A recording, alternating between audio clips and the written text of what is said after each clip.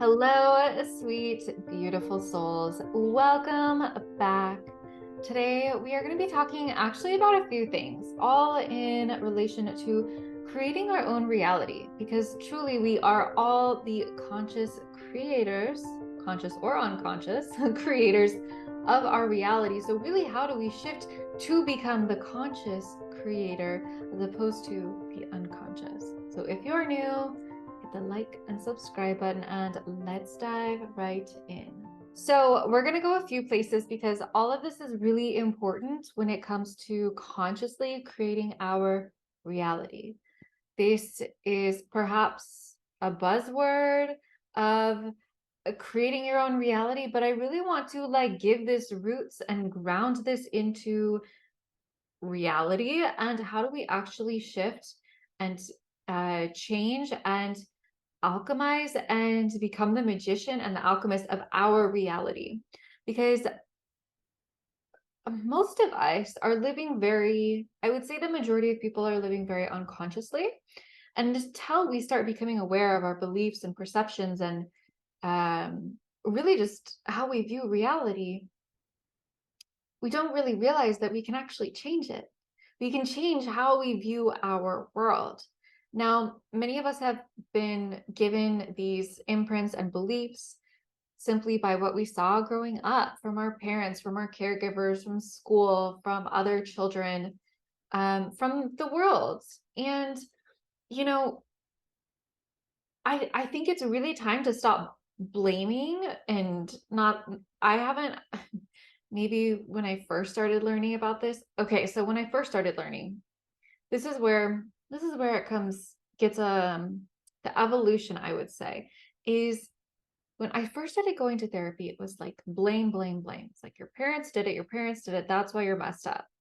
Then I got into hypnotherapy and then I was like, oh, like they didn't know any better. So they still did it. They still messed me up, but they didn't know any better. So I have all of this love and compassion for them. And now I'm at a place where I see, yes, I still have so much love and compassion for all of these places and people where I received these beliefs of how society and the world is. But now I think it gets to this place where we have to take full responsibility. We really have to take full responsibility because we can live in the victim of saying that whoever is doing things to us and did things to us, but really now that you have the awareness that you can change and shift and create your own reality. And this is something that the mainstream is not going to tell you that you have the power to do. Because if everyone knew how much power they had, we'd have a very different world. Wouldn't have, I don't even know how many billions, trillions, decazillions of dollars are spent on pharmaceuticals and drug problems and just all of these addictions and even more societally acceptable things just like shopping and Netflix. And if we actually knew our power, all of these things wouldn't have so much power over everyone who is asleep. And we have no judgment towards any of these people or even yourself if you are doing these behaviors and things because it's it's so normal. It's what we're taught. However, we get to now become the conscious creators of our reality. And this has become really interesting for me. I'm sure if you're listening and watching, you're seeing more synchronicities, you're seeing more magic, you're seeing more of the universe talking to you. And I believe that this is where creating our reality gets to be really fun, is when we are now living in this co-creative dance with the universe, God, source, and our spirit and our soul, and seeing what they have in store for us, and not only what they have in store for us, but what we actually want to create. Now, this becomes also very important. I would say something that I feel called to share is that A place that I have found myself in for a while is like, I know that there's more for me. I know there's more for me. And as I was like tuning into this next step of like how am I of the greatest service to the whole? That's something that I learned from Richard Rudd, who is the creator of Gene Keys, of asking every day, like, how can I be of the greatest service to the whole? And as I really sat with this a long time of like,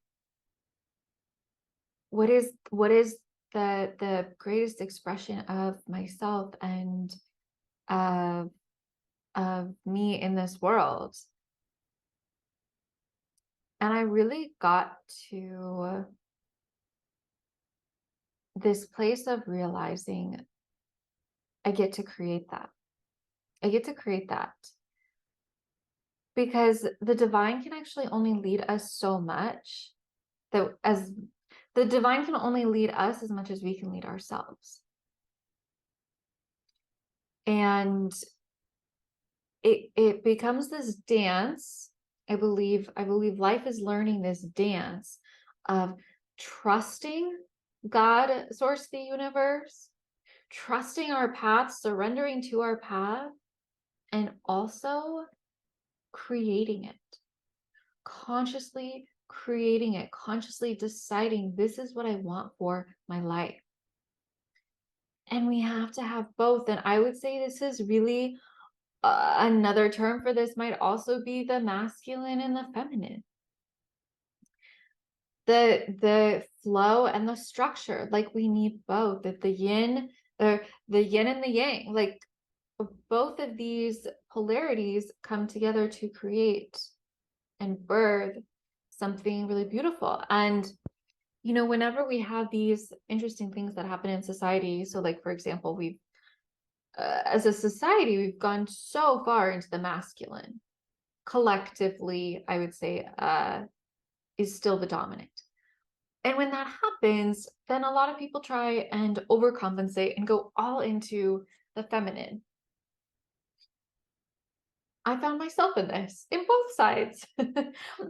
I spent so many years so in my masculine, so in my masculine, like just working as much as I could, not sleeping. And then the universe was lovingly told me that that was not going to work and got health issues, right? And so then I went all into flow, all into feminine. And it was like, I surrender, show me. and then it came to this place of like, okay, if I too am the conscious creator, what do I want? Because I believe the divine actually wants us, God, source, the universe, wants us to be happy.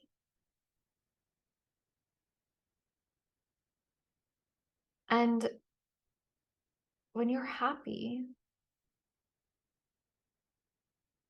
think of the frequency that you emit in the world. Think of the love that you have to give to others. Think of the impact that you can have. Like really think about this, or rather feel into this. It seems so counterintuitive to just try and be happy. But when we're happy, that's when we make the greatest impact in the world. And so we can try and find our purpose and find our dharma and find it and search for what is the greatest thing that I could do to impact people. And I know so many of you are so heart-centered and you want to help others. I know you do. I know that if you are listening or watching, like your heart wants to help. Your heart wants to impact. Your heart wants to leave the world a better place. And I think in doing that, sometimes we get so caught up in what the world needs that we forget what we want and need.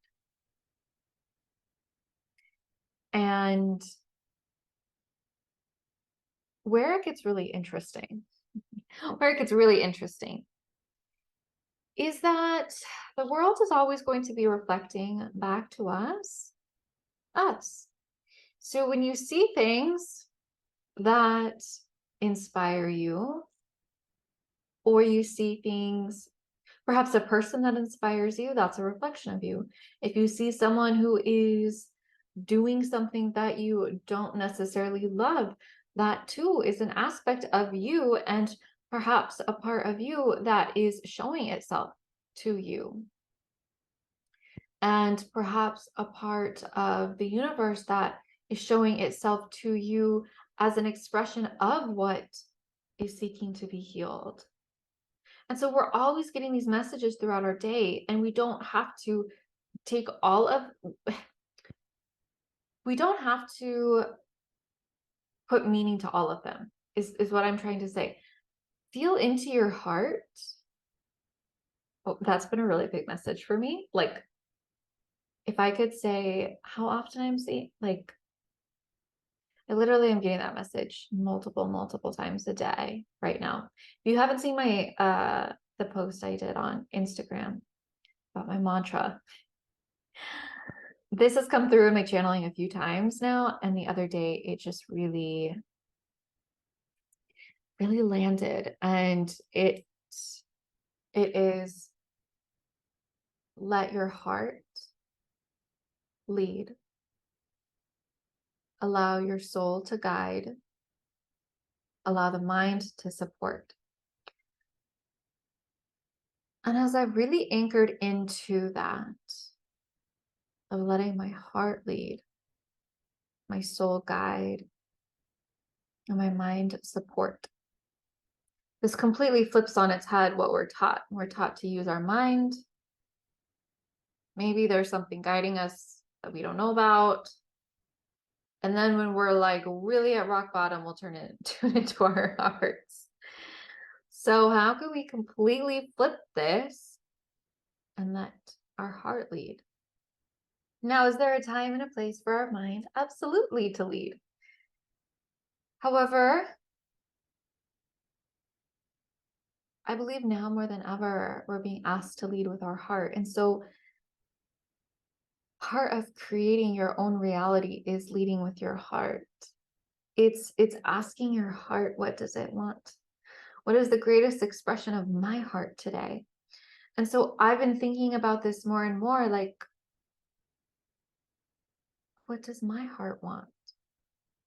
What does my heart need? Because if my heart needs that and wants that, perhaps others' hearts need that and want that.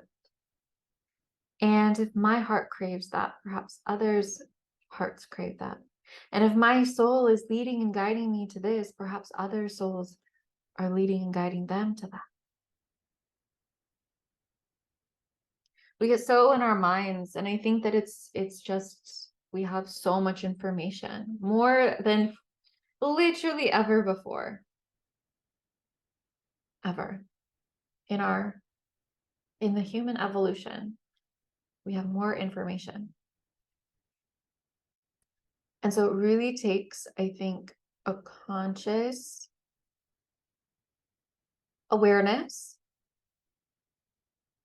of what we are inputting, and also a conscious awareness of what we choose to actually receive from what is input.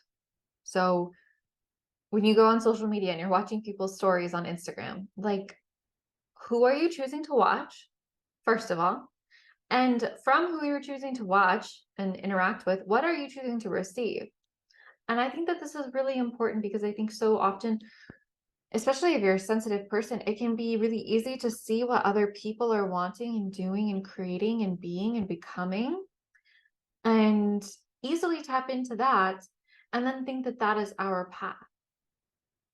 And what happens is we'll chase that, but that's not our path.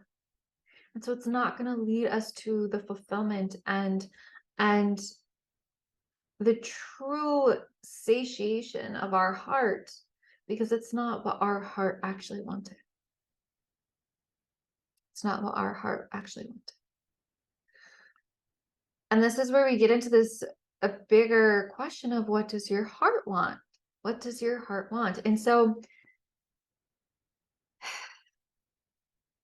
this is where we have to spend this time in stillness, in getting to know ourselves, in meditation, in nature, in contemplation, in learning ourselves. Perhaps that is through doing these things like learning your human design or your gene keys or your astrology, or like these beautiful tools that we have, but also not letting, I think that those are like a beautiful gateway if you're feeling really stuck.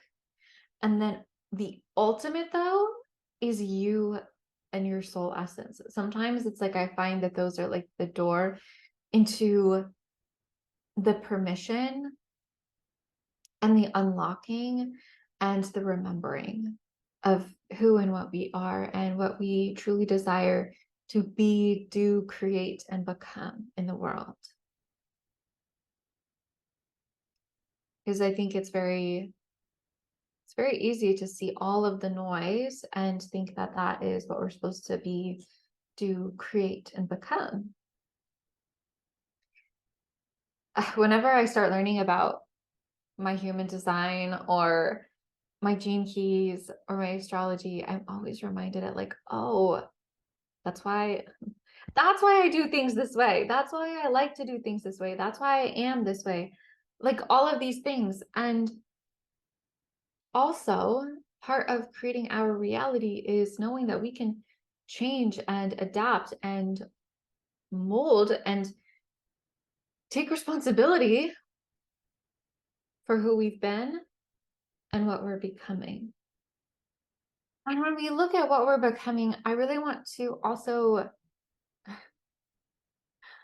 perhaps shed light on that. You know, something that I recently learned is everything is useful. Everything is useful. Even the negative things that happen, the neutral things, and the positive. It's all useful. It's all feedback. And how can we look at the things that don't seem useful, the inconveniences, the problems, the negative things we experience, and how can we see them as, how is this serving me? How is this serving me? And perhaps that is literally serving you into showing you what you actually desire and want to create. I see a lot of times with people's health, they, after dealing with something for so long, they think that this is just how it is. I get it. I've been there. When you deal with something so chronically and you think that that is, you don't know what life would be like without it, that then it becomes hard to even know what to create because you don't know what the creation is on the other side of that problem. And this can be a hard space. I get it. And this is where I really encourage you, if you are like really struggling with something like that, like please reach out to myself or someone else and do some of this deeper work. And also, there's something really powerful in deciding. And don't be surprised if you do decide, I want to be well, I want to be healthy, I want to be abundant, I want to be in love. Whatever it is that you're wanting in your life, don't be surprised if when you make that declaration, now you start seeing these things coming into your reality. Teachers, mentors, experiences, opportunities. Don't be surprised. And when they come, that's when you get to lean into your heart. And if there's a little bit of fear there, that's okay. The universe is bringing you this for a reason, for a divine reason and unfolding. And you don't always have to say no. Like if it's not exactly what you want, you can say no and say no, something better, and wait for the next opportunity. Because if you decide, no, this is not up to my standards, When the universe brings you something, the universe will say, okay, he has higher standards. We're going to bring her or him something better. You get to create this. You get to decide that. You get to literally decide who and what you want to become, what your reality looks like, feels like, tastes like, smells like. Get into the senses of it, of what do I want my day to look like? What do I want my life to look like? What do I want my friends to respond to me like? How do I want to see my friends? How do I want them to see me? How do I want my partner to see me? How do I want to see my partner? How do I want to see my business or my work? How do I want to feel when I do it? So often we just think that things are the way they are because that's just how they've been. It doesn't have to be like that. We get to, if nothing else, I want this to just be the invitation to you that you can create something else. You have that power. And one of my favorite things to do with clients is get into that space, that beautiful space in our minds where we can easily recode and mold the neural pathways in the mind and bring in those feelings and those sensations and those desires and literally ground them into the mind and the body and the spirit so that now they become our reality. So that now when we wake up each morning, that is what we're seeing in the world. And it takes a little bit of repetition. It can take a little bit of repetition of showing our minds and body how we want it to be because we've done it the other way for a while. That's okay. And so if you fall off, if it's not feeling right, like it's okay. You can get back on. You can get back in alignment. But you can choose to create each and every moment of each and every day, of each and every week, of each and every month, of each and every year, of each and every decade, of each and every lifetime. And if you haven't seen my past life episode, we can literally, I highly recommend. Those are really, really, really jam-packed one. We can recode and recreate past lives, parallel lives. We can. We can create and recode and recreate anything that we desire. And so perhaps this is your invitation to think bigger. Remember how powerful you are. Remember that you can create anything. Remember that if you desire something, it didn't come into your awareness just for fun. It came there for a reason. It came there because it knew that you could be the steward of that desire. It knew that you could bring it forth into the world. It knew that you would be the perfect person to bring it forth into the world. Don't forget that your desires literally desire you. And so whatever it is that you do desire, don't give up. Don't give up, because if you desire it and you hold that, knowing that you can have it, everything in your world will be arranged so that that is true. It's how the universe works. We just haven't been taught. We haven't been taught. I talk about this a lot. I really just feel like, wow, if children were taught, oh my goodness, about our subconscious mind, about laws of the universe, about energy, how to heal ourselves, how to change our lives, we would live in such, wow. But that's what we're stepping into. That's what we're going into. That's what this paradigm is shifting into. And that's a beautiful thing. That's a really beautiful thing. And it's all changing faster than I believe we've ever seen before. It's going to continue to speed up. And you're ready for it. You signed up for it. I'm always reminding myself of that whenever I feel like I'm not prepared or don't know what to do. I'm like, okay, my soul signed up for this. I think about that also with just all of the things that I don't desire and don't love. 5G, pesticides in the food, these types of things. I think my soul signed up for this. So how can I be the conscious creator and create a life where I thrive despite all of that? Or not even despite, but even with all of that.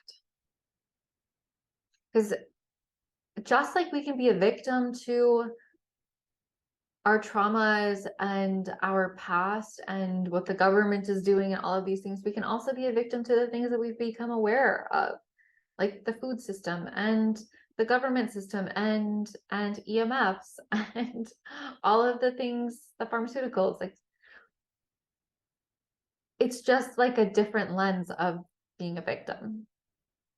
So how do we see it? I'm not saying like go eat toxic food and just say I'm a conscious creator. I mean, maybe if you want to, but like it means, how do I thrive? Yes, there are these things. I see them. And how do I still thrive? And how do I still create the life that I love? This is your invitation to live from the heart. Let the soul guide and let your mind support you. You can have anything you desire, absolutely anything. And so with that, my loves, I'm sending you all infinite love and light.